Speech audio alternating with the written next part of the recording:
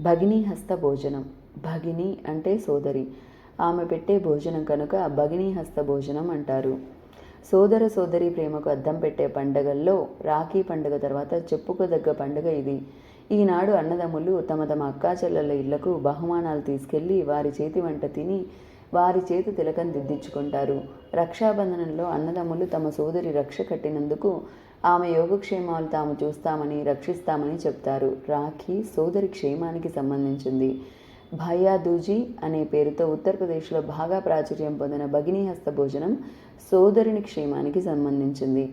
మన పురాణాల్లోని కథనం ప్రకారం యమధర్మరాజు సోదరి యమున ఆమె వివాహమై వెళ్ళాక తన సోదరుడి తన ఇంటికి ఎన్నోసార్లు రమ్మని పిలిచింది. కానీ యమధర్మరాజు వెళ్ళలేకపోయాడు. చివరికి ఒకసారి ఈ కార్తీక మాస విధియ రోజున యమున ఇంటికి వెళ్తాడు.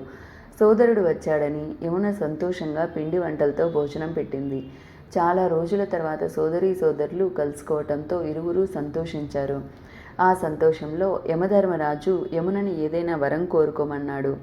వాళ్ళు దేవతలు కనుక వారు కోరే వరాలు కూడా జన ప్రయోజనాలుగా ఉంటాయి. ఆమె కార్తీక శుద్ధ విధియ నాడు లోకంలో ఎక్కడైనా సరే తన సోదరి ఇంటికి వెళ్ళి భోజనం చేసిన సోదరులకి ఆయురారోగ్యాలు ప్రసాదించమని అడిగింది. ఈ కోరికకి యమధర్మరాజు సంతోషించి అలా వేడుక జరుపుకున్న వారికి అపమృత్యు దోషం అంటే అకాల మరణం లేకుండా ఉంటుంది.